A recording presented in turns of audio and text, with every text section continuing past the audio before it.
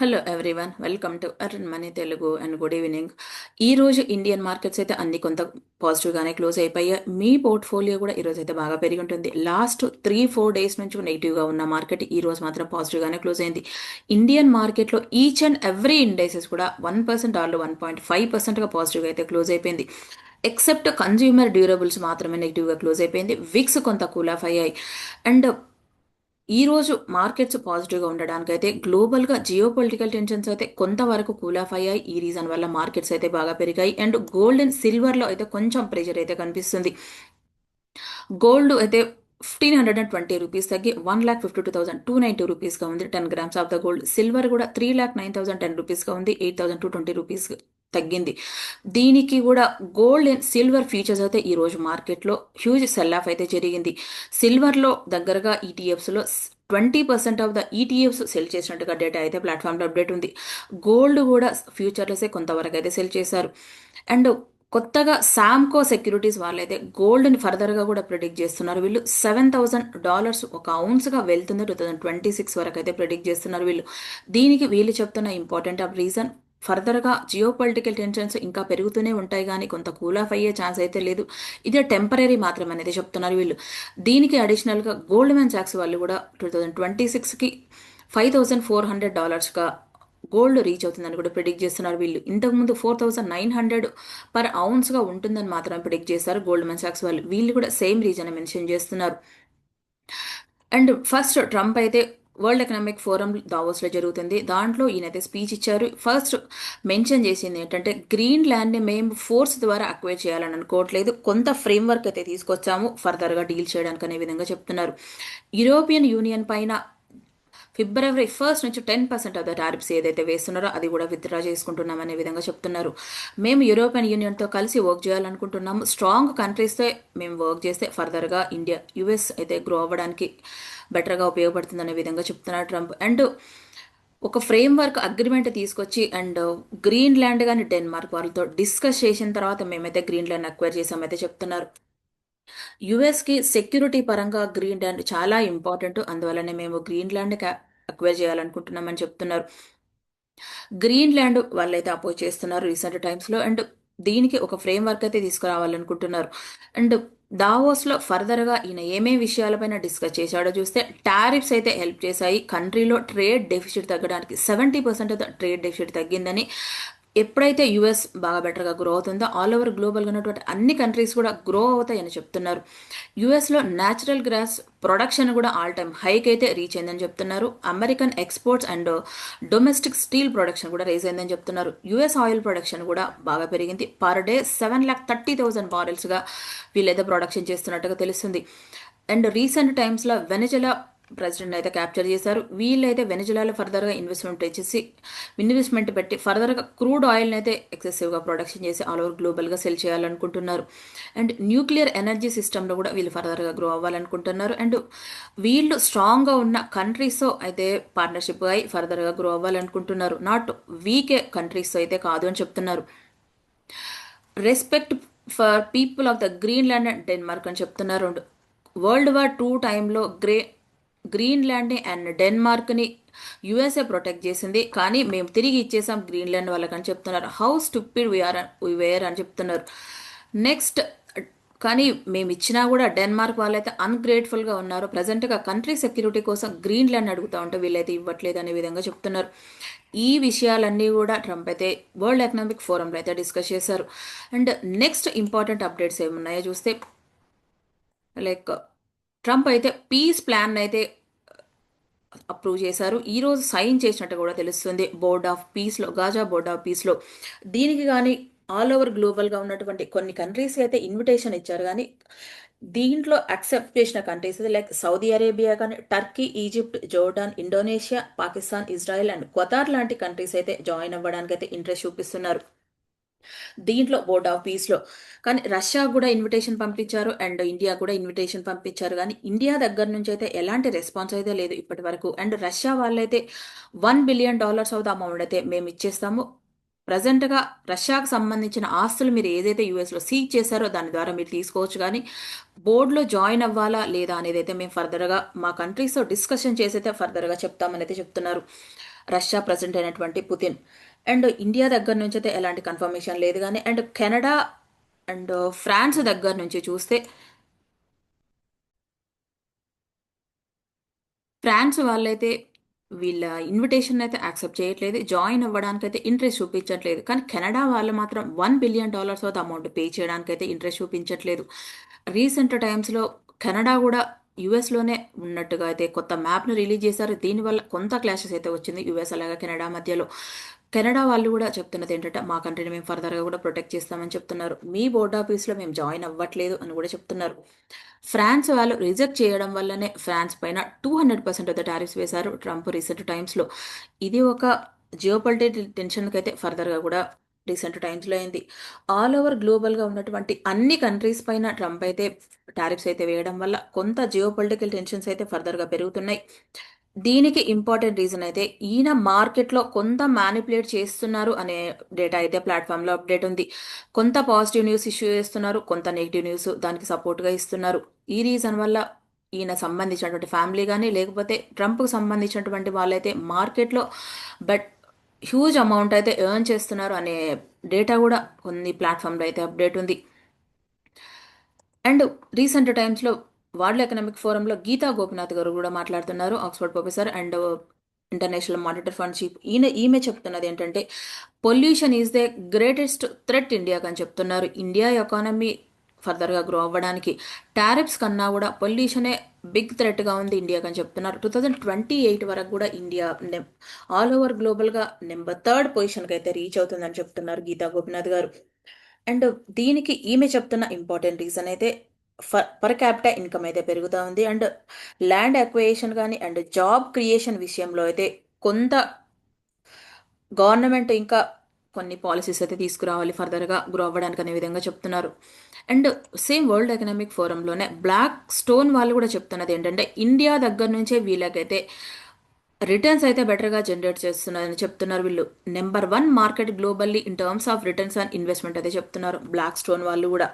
ఇది all over global ఉన్న విషయానికి వస్తే ఫర్దర్గా ఇండియాకే అందరూ కూడా పాజిటివ్గానే ఉన్నారు. అండ్ కొంత జియోపొలిటికల్ అన్సర్టనిటీస్ వల్ల మాత్రమే మార్కెట్స్ అయితే కొంత ఫ్లక్చువేషన్స్ అవుతున్నాయి. అండ్ ఆల్ ఓవర్ గ్లోబల్గా ఉన్నటువంటి సెంట్రల్ బ్యాంక్స్ గోల్డ్ పర్చేజ్ ఎలా చేస్తున్నారో చూస్తే లైక్ పోలాండ్కి సంబంధించినటువంటి బ్యాంకు వాళ్ళైతే 150 టన్స్ ఆఫ్ ద గోల్డ్ అయితే పర్చేజ్ చేయాలనుకుంటున్నారు. ఈ రీజన్ వల్ల నిన్న అయితే బాగా పెరిగింది గోల్డ్ ప్రైజెస్ కూడా. జియోపొలిటికల్ టెన్షన్స్ ఒక రీజన్ అయితే and central banks buying activity కూడా మేజర్ రోల్ ప్లే చేస్తుంది గోల్డ్ ప్రైజెస్ పెరగడానికి. ఎందుకంటే ఒక బ్యాంకు పర్చేజ్ చేస్తుంది అంటే ఫర్దర్గా ఉన్న సెంట్రల్ బ్యాంక్స్ కూడా ఇంకా ఫర్దర్గా జియోపొలిటికల్ టెన్షన్స్ రైజ్ అవ్వచ్చు అని ప్రిడిక్ట్ చేసి వాళ్ళు కూడా ఇంట్రెస్ట్ చూపించవచ్చు గోల్డ్ పర్చేజ్ చేయడానికి. చైనా వాళ్ళు కూడా పర్చేజ్ చేస్తున్నారు అంటే ఇది కూడా గోల్డ్ ప్రైస్ పెరగడానికి ఒక important reason.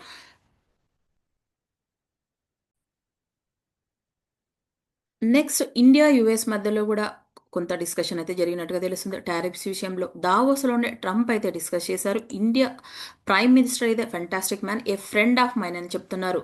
We are going to have a good deal with India అని చెప్తున్నారు. త్వరలోనే ఇండియా యుఎస్ మధ్యలో ట్రేడ్ డీల్ ఫైనలైజ్ అవుతుంది అనే హింట్ ఇస్తున్నట్టుగా తెలుస్తుంది. ఇది కూడా ఒక పాజిటివ్ న్యూస్ ఈరోజు మార్కెట్స్ అయితే రియాక్ట్ అవ్వడానికి.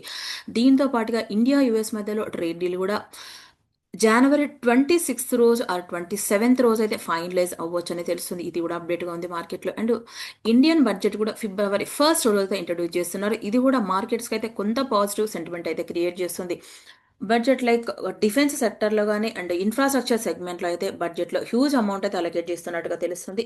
రీసెంట్ టైమ్స్లో రైల్వే స్టాక్స్ అయితే బాగా పెరిగాయి కానీ అండ్ బడ్జెట్ ఎక్స్పెక్టేషన్ చూస్తే మార్కెట్లో డిఫెన్స్ సెక్టర్గా అయితే వాళ్ళకి అలొకేట్ చేస్తున్నట్టుగా ఉంది ఎక్కువ percent of the amount. All over గ్లోబల్గా ఇండియా డిఫెన్స్ సెక్టర్ స్ట్రాంగ్గా ఉంటే ఫర్దర్గా కంట్రీని ప్రొటెక్ట్ చేయడానికి కూడా ఉపయోగపడుతుంది. ఈ రీజన్ వల్ల బడ్జెట్లో ఎక్కువ డిఫెన్స్ సెక్టర్కి అయితే అలొకేట్ చేస్తున్నట్టుగా అమౌంట్ తెలుస్తుంది.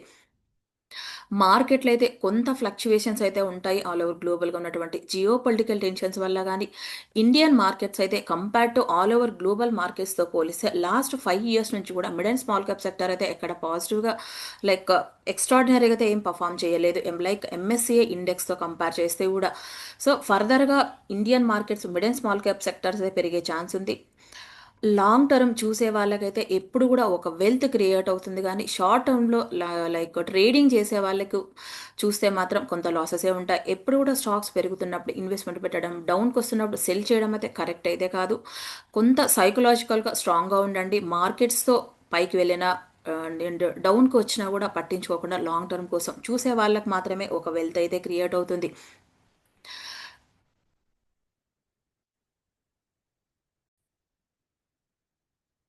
నెక్స్ట్ బ్యాంక్ ఆఫ్ జపాన్ వాళ్ళైతే మీటింగ్ ఉంది ఈరోజు. వీళ్ళు ఫర్దర్‌గా రేట్ హైక్ చేస్తారా? లేకపోతే తగ్గిస్తారా? అనే డెసిషన్ బట్టి కూడా బేస్ అయి ఉంటుంది. ఫర్దర్‌గా మార్కెట్స్ పైన ఇంపాక్ట్ అనేది.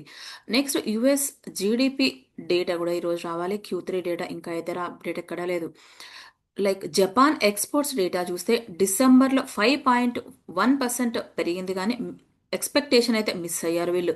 లైక్ యూఎస్‌కి అయితే ఎక్స్‌పోర్ట్ చేసే విషయంలో డ్రాప్ అయింది గానీ, ఫర్దర్‌గా ఆల్ ఓవర్ గ్లోబల్‌గా అయితే కొంతవరకైతే పెరిగింది.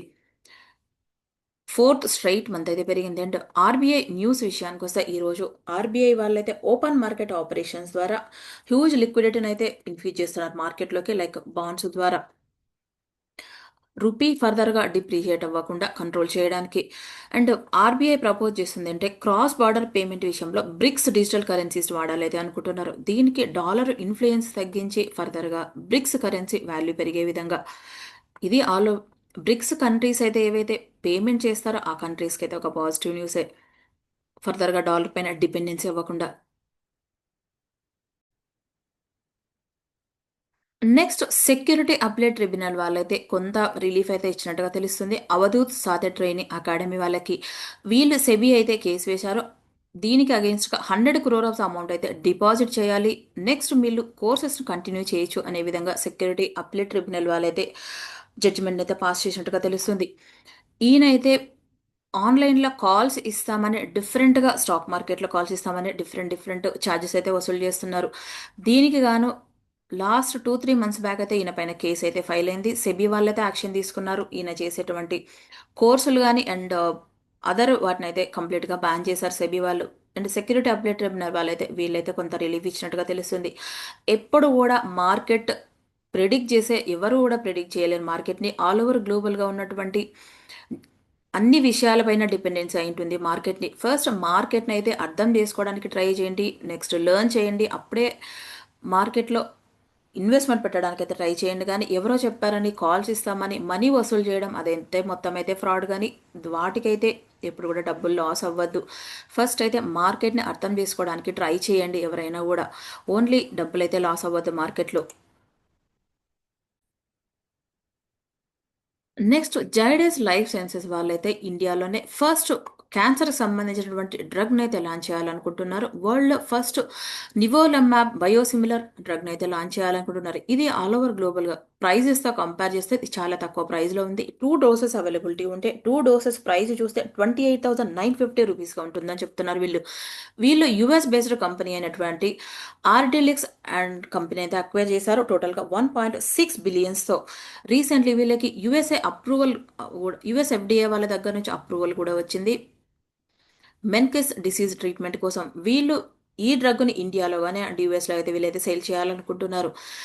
ఇదైతే ఇండియాలో ఫస్ట్ క్యాన్సర్‌కి సంబంధించినటువంటి డ్రగ్ అఫోర్డబిలిటీలో ప్రైస్‌లో అయితే లాంచ్ చేస్తున్నారు వీళ్ళు.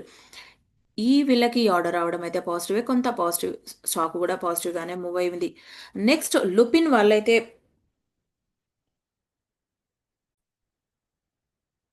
వీళ్ళు గలీనికియం అనే కంపెనీతో సైన్ చేశారు. లైసెన్స్ అండ్ సప్లై అగ్రీమెంట్‌కి గాను ఆల్ ఓవర్ గ్లోబల్‌గా ఉన్నటువంటి 23 కంట్రీస్‌లో సెమాగ్లూటైడ్ మెడిసిన్‌ని సప్లై చేయడానికి అండ్ లైసెన్స్ అయితే ఉంది వీళ్ళకి.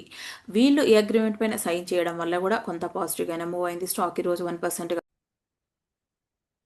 నెక్స్ట్ సైంట్ డిఎల్ఎం వాళ్ళైతే డిఫరెంట్ సెగ్మెంట్‌లో కాంట్రాక్ట్స్ అయితే విన్ అయ్యారు. 387 క్రోర్ వర్త్ ఏస్ ఆర్డర్‌ని. వీళ్ళు మెడికల్ దగ్గర నుంచి industrial, aerospace and mobility sectors దగ్గర నుంచి అయితే ఆర్డర్ విన్ అయ్యారు. వీళ్ళకి ఈ ఆర్డర్ రావడం వల్ల కూడా స్టాక్ అయితే పాజిటివ్గా మూవ్ అయింది. దీనికి పరిదాస్ లిల్లీదార్ వాళ్ళైతే స్టాక్ అయితే అప్గ్రేడ్ ఇస్తున్నారు. ప్రజెంట్ ఉన్న 366.95 రూపీస్గా ఉంటే అప్ సైడ్ 418 రూపీస్గా వెళ్తుందని అయితే చెప్తున్నారు. వీళ్ళు Q3లో రిజల్ట్స్ స్ట్రాంగ్గా పోస్ట్ చేయడం వల్ల స్టాక్ అప్ సైడ్ వెళ్తుందని అయితే చెప్తున్నారు. సైన్ టు డిఎల్ఎం స్టాక్కి. నెక్స్ట్ సెంకో గోల్డ్ వాళ్ళైతే 68% ఆఫ్ ద వాటాని బై చేశారు. మెల్లోరా ఆన్లైన్ ప్లాట్ఫామ్ దగ్గర నుంచి వీళ్ళు 68 క్రోర్ అయితే ఇన్వెస్ట్మెంట్ పెట్టారు. వీళ్ళు డిజిటల్ సెగ్మెంట్లో అయితే జ్యువెలరీ సెల్ చేసే సెగ్మెంట్లో వీళ్ళైతే ఆర్డర్ విన్ అయ్యారు. వీళ్ళు ఈ ఆర్డర్ లైక్ వీళ్ళు స్టేక్ని బై చేయడం వల్ల కూడా ఈ కంపెనీ స్టాక్ అయితే పాజిటివ్గానే మూవ్ అయింది ఈరోజు. నెక్స్ట్ రైల్టెల్ కార్పొరేషన్ వాళ్ళు మినిస్ట్రీ ఆఫ్ డిఫెన్స్ దగ్గర నుంచి ఒక ఆర్డర్ విన్ అయ్యారు. 141 క్రోర్ వర్త్ చేసే ఆర్డర్ని యాన్యువల్ మెయింటెనెన్స్ కాంట్రాక్ట్ అయితే విన్ అయ్యారు వీళ్ళకి ఈ ఆర్డర్ రావడం వల్ల కూడా స్టాక్ అయితే ఈరోజు 2.67%గా పాజిటివ్గా అయితే మూవ్ అయింది.